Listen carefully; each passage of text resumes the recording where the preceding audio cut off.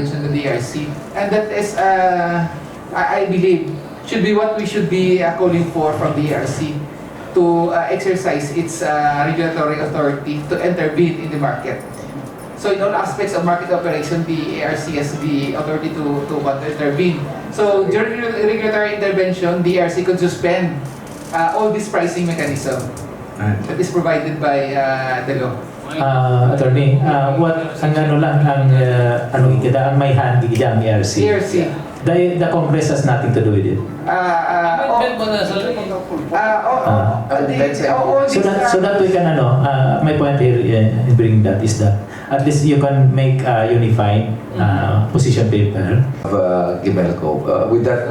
With that discussion, Mr. Chair, I would like to officially request GM James to draft our as a lawyer himself. He knows all the legalities in the operation of the spot market. So And also with the help of our legal officer. Yes. that would be two heads better than one. So. Yes. Maayong kitni kay sa wisdom roles ang nag-obra sila composed of different committee, also included man ang Region 6. Pero frankly speaking, mabaskog ang representation dito ka generators wherein mo silang may dako nga interest dira. So mas maayo gid daw if your support at least mapulpong sila nga people want sa lower rates. So, Attorney Diaz, something to add? I think everything was already discussed, Your Honor. So, but if there are, if they are in need of any assistance, Your Honor, as long as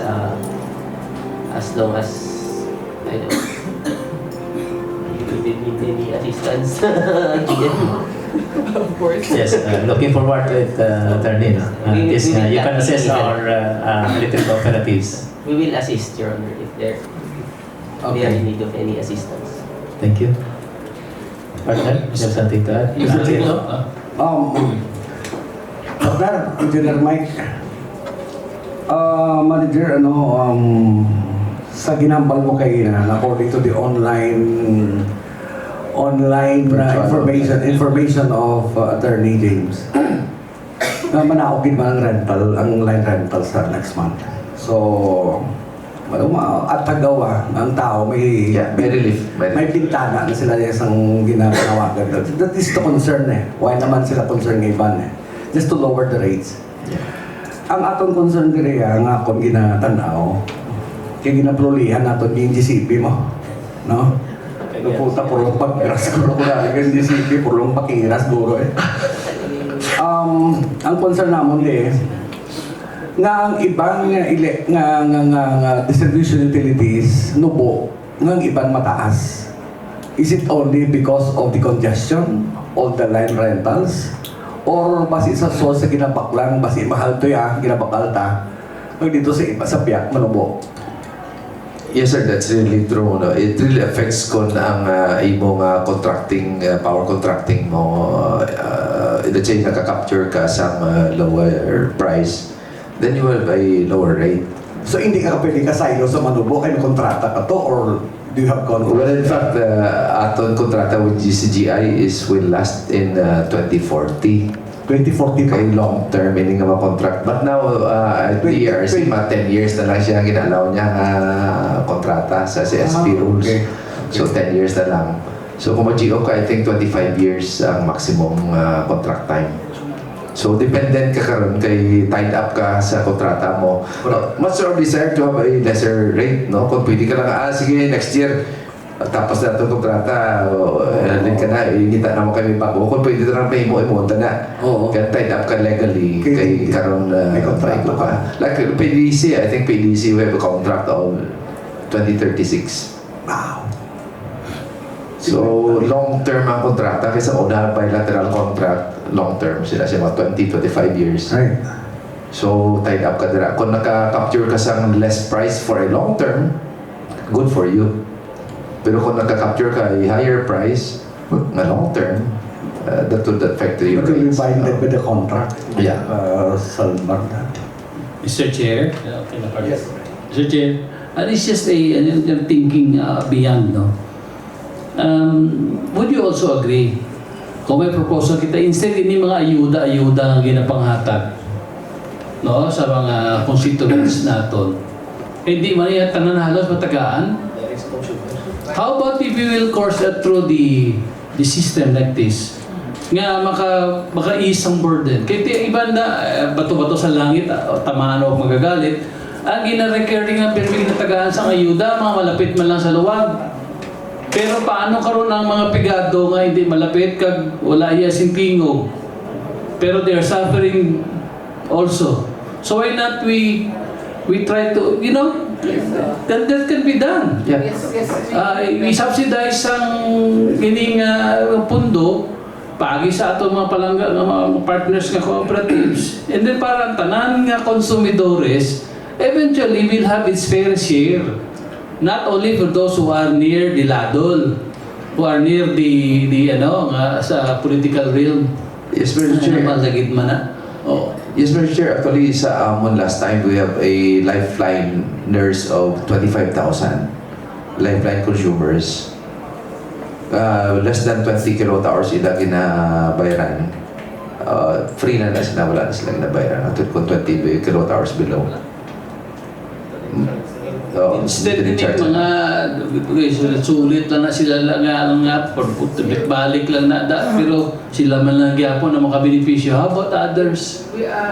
Can we do that, no? Yes, sir. Yes, we can. Mr. Chair, last year, I asked actually our congressman together with the speaker to provide assistance our lifeline nurse at the height of exorbitant power rate at the time.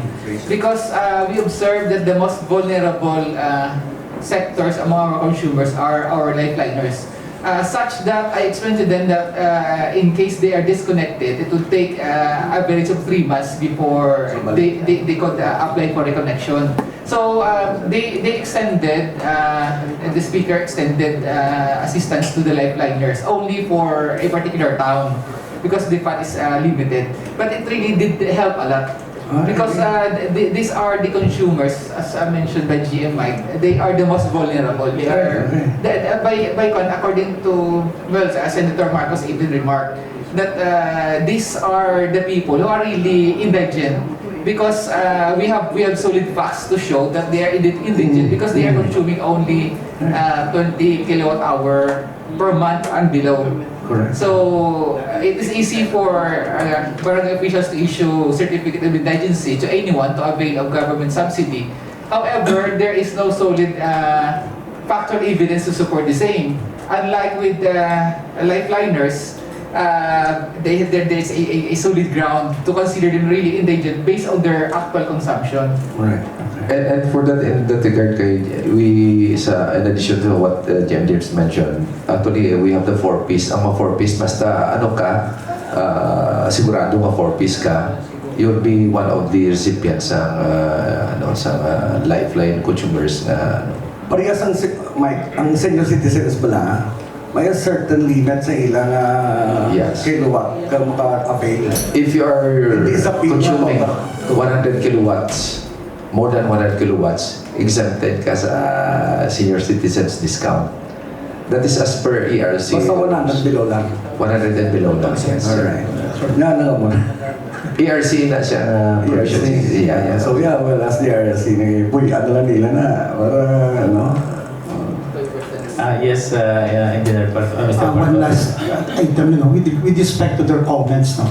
While I agree, but if the purpose of Honorable Distura is really to give money from the social, like the DSWD, to the electricity consumers, I guess it's not through the Lifeline, because Lifeline is a new revenue neutral mechanism, meaning the discount that you're giving is recovered from the non-Lifeline consumers. There's no additional benefit to the consumers, no? If you really want to add to the subsidy, it should be another program other than the Lifeline, no? Lifeline is getting money from one set of the consumers to be shouldered by the other set of consumers. There's no help to the overall. That's right. It's like Correct na. Something crop up lang question, engineer, no? Kaya tina-mention natin sa stock market to pala. Nag-gulpi, Nubo City, tapos paglabot sa himong na 32. So, ano ang rule kang, kang reason mo na? So, at least, I think covered man kita kang procurement law, mag-purchase ka nga Lowest price. power. Actually, kung hindi ka fully contracted, ma-expose ka sa spot market. So, whether you like it or not, ang tanan nga requirement mo sa demand mo sa imo area, sa spot market mo gid ibulin. Automatic rin nga i-discharge ka sa spot market, i-supply ka nimo. So, So kung ano ang nomination to, last nomination nga nag-nominate sa spot market, ang rate nga end up. Nag-start ka sa negative, abi may nag-nominate ka generator nga negative 1 peso or 1 peso na nag-supply. So kung ang last nga nag-supply ka demand nga requirement is price na 20 pesos, then everybody will pay 20 pesos.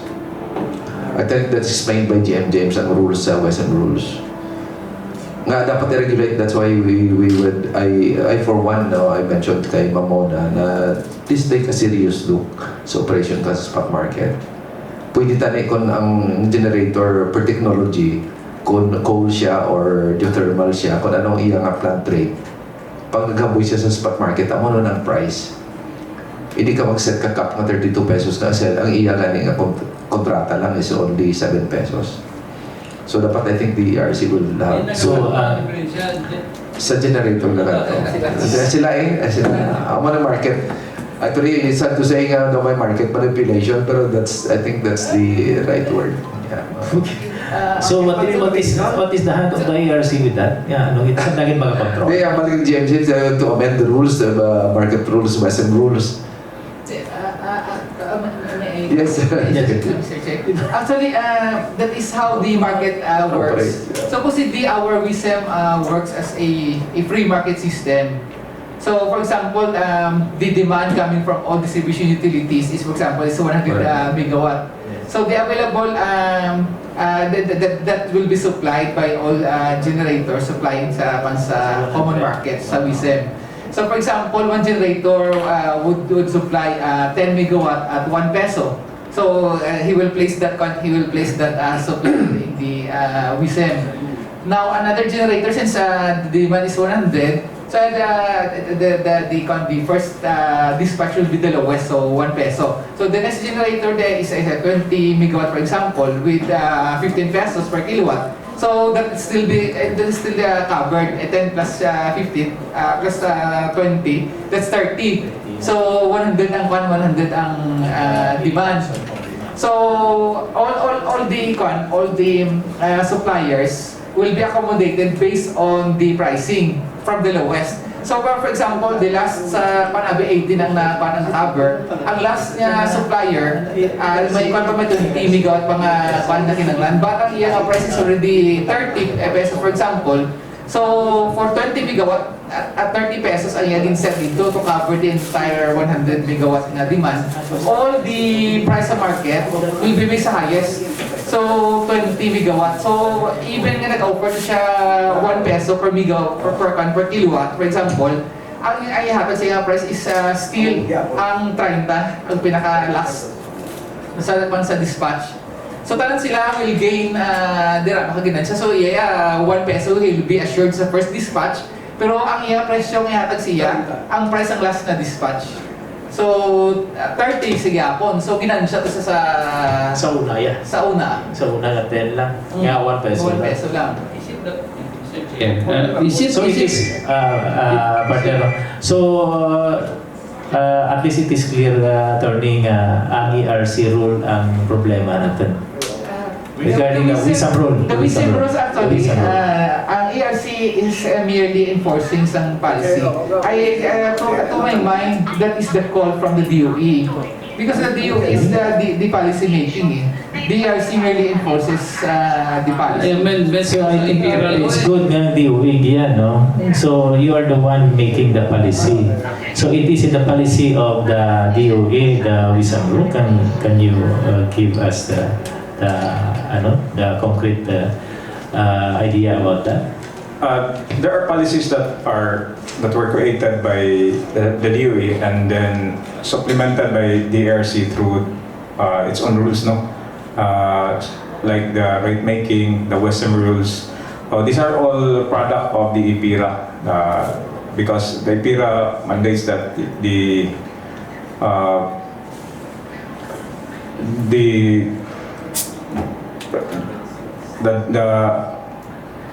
what you call this, the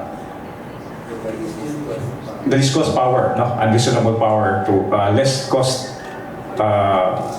least cost, no. Yeah, excuse me, Mr. Chair. Let me, supplement. That Section 37 of the IPIRA law mandates that the Department of Energy is to supervise and ensure the reliability, quality, and security of power. Correct. Correct? So that is apparent on your department to look into this. So we better also you better ventilate this issue to director, to your department. That's why there are calls now to, in fact, amend IPIRA. Yeah, the amendment of the IPIRA law. Oh, 2001 pa nimo? Yes, sir. Oh. So hindi lang ERC ganyan ang problema ata. So ang roots sa DOE, no, sa IPIRA law. Yes, sir. Because That's why we're the one making the policy. There are calls now to amend the IPIRA through the. Yes. If I may add, no, I'll attempt to answer the question why it's given to the latest, the highest rate. No? When you're a generator, you want to be dispatched. No? And if you want to be dispatched, the first to be dispatched is the lowest price generator, right? You don't know yet on that interval, meaning on that period, what is the demand. No? So if you're a generator, what do? In a complete law of supply and demand with so many competitors, you lower your price. So the tendency of the generator is to lower its price for you to be able to join the amount of energy that you required, no? And it's not in their interest to make it 32, no? Because if it's 32, definitely those bidding 1, 2, 3, 4, 5 will win, no? You're bidding 32 because you want to maximize profits, but you are not guaranteed to be dispatched, right? So you want to make it lower. Unfortunately, the demand is high, that the last generator who provided the 32 pesos was the last generator who provided to complete the demand for that time. Meaning, there's an insufficiency in supply for that period, let's say at night, 6 p.m. There are only 10 generators and the highest is 32, but there are 9 generators offering up to 5 pesos. Because all 10 were dispatched to provide the demand, the 32 was all to generate the last generator to fill the demand. Otherwise, if there's lower demand with up to 9 generators only, the last price would have been 5. But because there's lacking in generators, that's why even the highest generator bidding for the highest price was dispatched. And that's the reason why it's given to all. Well, excuse me, Mr. Chair. Dali lang. Get me, Mr. Parcon, she said, no? So, that would be the job of, not of OSM, but the IMAP. The Independent Electricity Market Operator. IMAP is only the market operator. But who's the one dispatching and provides the regulation o pag-dispatch, sino mauna, sino nag-decide sina? IMAP determines who gets to dispatch first, Yes. and then send to NGCP. But it's the PEMC who is the policy-making body making the rules to be followed by IMAP. So if we have to do something about it, it should be through the PEMC, who is the policy-making body. Anong meaning ng PEMC? Philippine Electricity Market Corporation. Sino naman na sa kungkulan ng Batiana? That's the body prior to IMOC, no? It's the policy-making body of the IMOC of the WESM. Ang muna gani, Mr. Chair, the whole gamut of this, NGCP, AIMOC, WSM, subo na Batiana naman, Doon tama ka PMC. bureaucratic or ganyan. Kwan daw, magical, kwan, no? Agency. So, anyway, ano din sa PMC, di ba? Philippine Electricity Market Corporation. It's a corporation? Yes. Who owns this? It's a quasi-government. It's private. Ano ba may kwan man sila sa ano?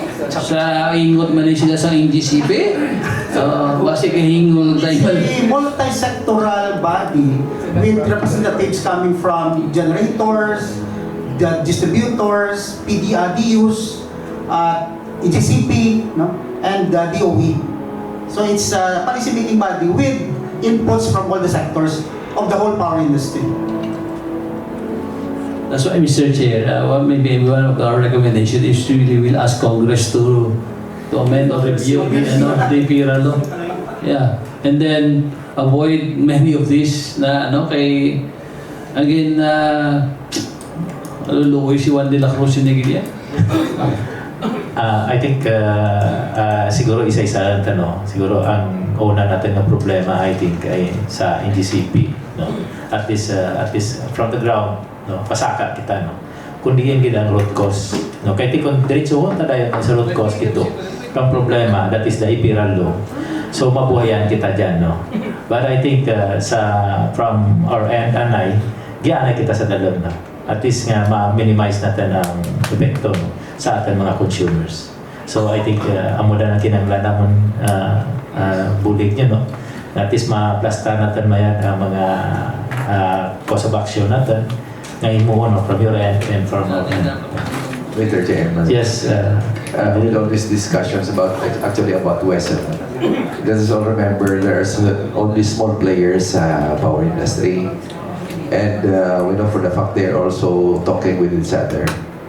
Ikaw na nominate, ako sunod, ikaw sunod. Actually, that's the there's collusion here. Actually, pinama lang sila kabilog kasi pulo, palagi talaga nominate. Politika mo galit na. Diba? So they're playing.